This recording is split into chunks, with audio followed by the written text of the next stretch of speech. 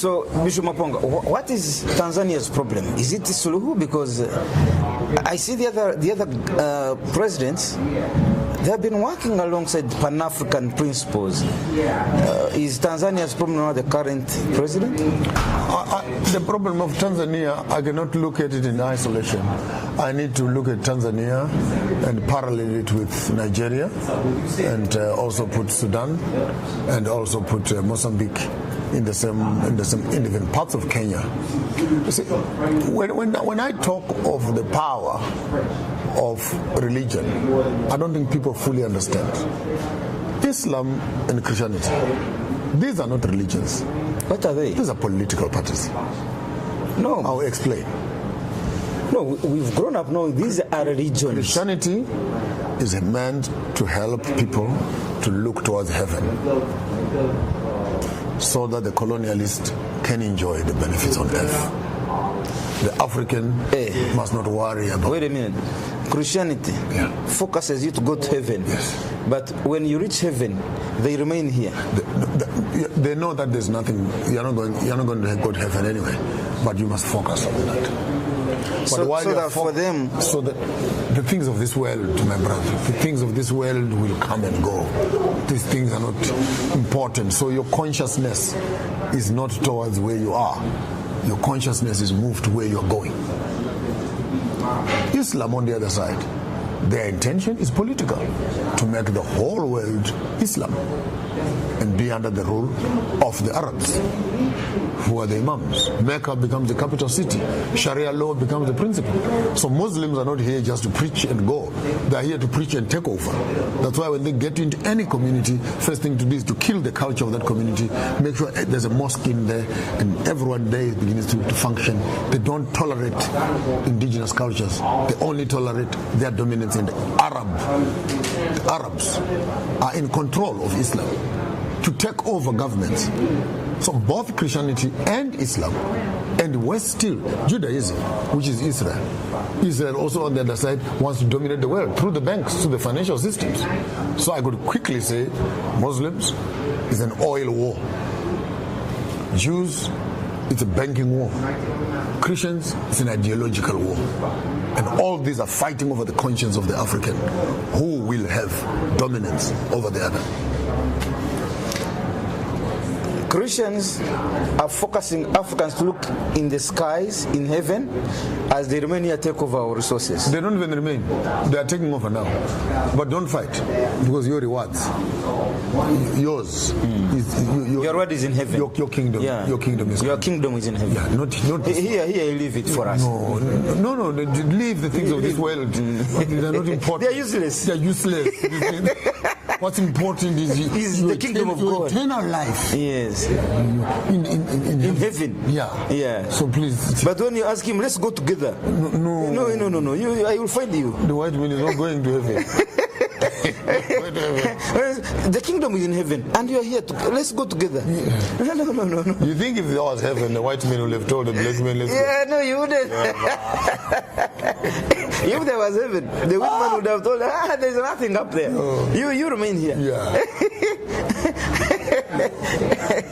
So it's a political war. And what I see in Tanzania, it's a mixture. We have Madame Suluhu, who is a Muslim, and inherited a legacy of Nyerere, Magufuli, and what a contrast between Magufuli and Suluhu. What a contrast! That you if you fail to understand the footsteps in which you are walking and the ideologies. I was there in Butiama. I walked a bit of Tanzania. With the amount of resources that Tanzania has, the Tanzanites, the gold, the rare minerals, the landscape that is there, and you look at the poverty and the amount of oppression that is happening there, I think Madame could have done better. Because Tanzania was freer before all the countries in the south. But now it looks like they're lagging behind. And one reason what makes people lag behind, their religious persuasion. Wherever there's poverty, you find Islam. Except in Saudi Arabia. Because all the money and all the resources of Islam are going towards them, leaving the communities poor. All they have are toilets and a small little bucket to wash their feet. That's the level at which is. Show me one community that has become better because Islam went there. Show me a shop where Islam is running, where they're selling things, and tell me how that place looks like in Africa. I don't mean to Dubai. Go to Uganda right now. Hey. Go and find the shops where Muslims are selling things. How do they look like? How are they? They're looking. You tell me. They're looking good. No, I know the banks and other good places, but in the local community, amongst the poor people, where you find that there's a Muslim shop, tell me how those shops look like. The lifestyle, the slums, where there's dirt and there's mud, and borders and what they find. Islam seems to thrive where there's debt and poverty. So, and of course, a mosque. Yeah, there is a mosque. There must be a mosque. There must be a mosque. Every Friday and every day. And 5 times a day. Yeah, 1 p.m., 7 a.m., 1 p.m., 7 p.m., and so on. And 5 times a day, people are praying. So tell me, how much time do you have to work? And you're spending all your time talking to this God, talking to Allah. To give you blessings. But where do you get the blessings when you're not working? Is this a way of miracle money? That you must just talk to Allah and Allah will give you money when you're not working? Okay, now let's leave Tanzania. But before we leave Tanzania, what advice would you give Samia Suluhu? Because resign. Suluhu is saying she has won by 98%. No. But most of his opposition members are in jail. Others killed. Others. The parliament they've just banned the parliament now. It's the state house of the parliament. They put it in flames. So the best thing, power, Rumba, is not what you have. Power is what people give you. Power is not what you have, but what people give you. Not how you manage them, but what they allow you to do. That's power. Power does not belong to a leader. It belongs to the people. Power belongs to the people. And when you misuse power, they withdraw it. People will take back their power to themselves. Is that what Tanzanian is doing? That's what they are. Now what we have, people are on the streets. The army is now divided. The police are now deciding, do they join the army or do they join the people? But once the people with guns and civilians join together, the government must walk. If the army and the people join, read Madagascar, read Burkina Faso, read Zimbabwe, liberation, read South Africa. When the people who have guns join with people that don't have guns, the civilians, the government must run. Because the power that they have is what we have given them. And they forget one thing, these people in power, that the people that they are using to protect them, they belong to us. They are our children. Their homes are not in parliament. Their homes are next door. In our community. To us, here. So how do you leave your work in the morning and you are a soldier and then you find your own son you shoot him on the road, yes, protesting against the government? Tell me that if you're a normal human being, you'll shoot your son because you're at work. No, that can't happen. That does not happen. That's the reality. That you, even if you're in power, don't make too much noise. Because the people that are around you are guarding you, are not you. They are us. We are looking after you. Yes, you may pay the few that are around you, but they are not you.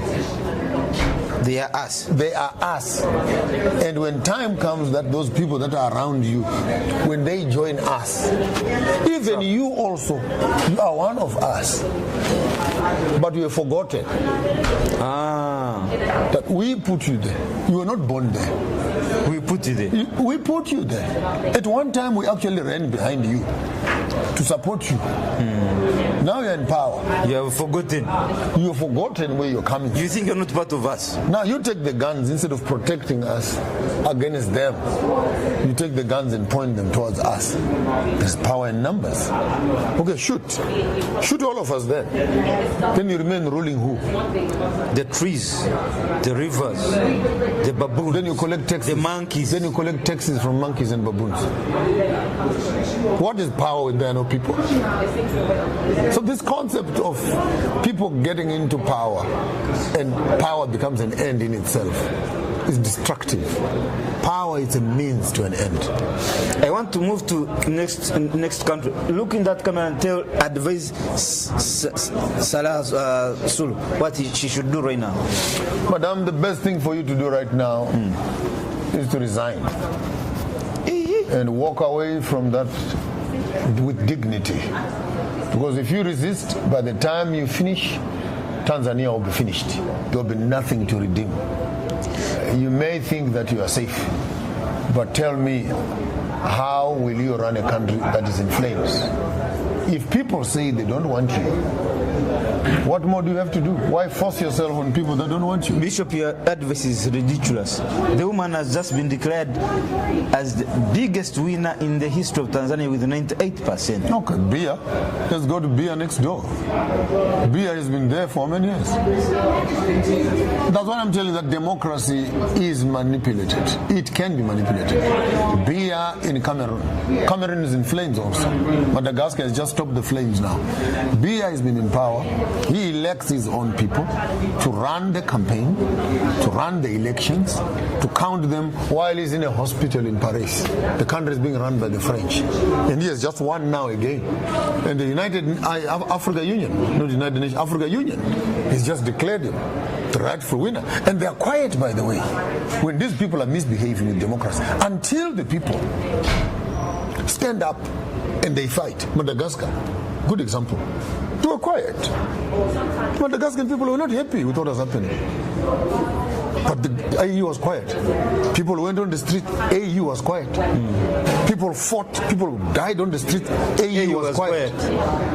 Until one of the soldiers says, no, this is enough. Stands up into power, stops the guy, runs to his bosses in France. What a shame. The whole chairman of SADC, he is now the sitting chairman of SADC. He runs to France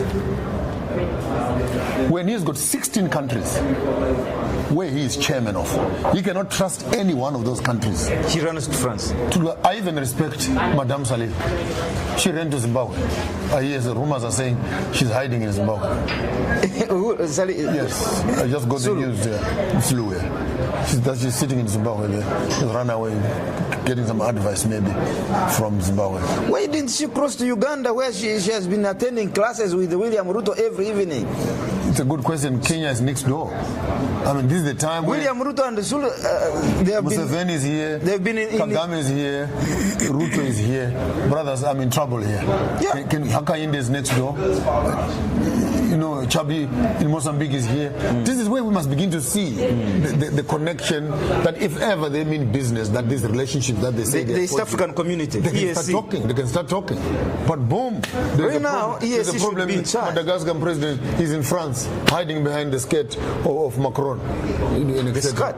Yeah. Macron is a man. No, I don't know. He's hiding behind Macron. You remove the word skirt there. He's hiding behind the skirt of Macron.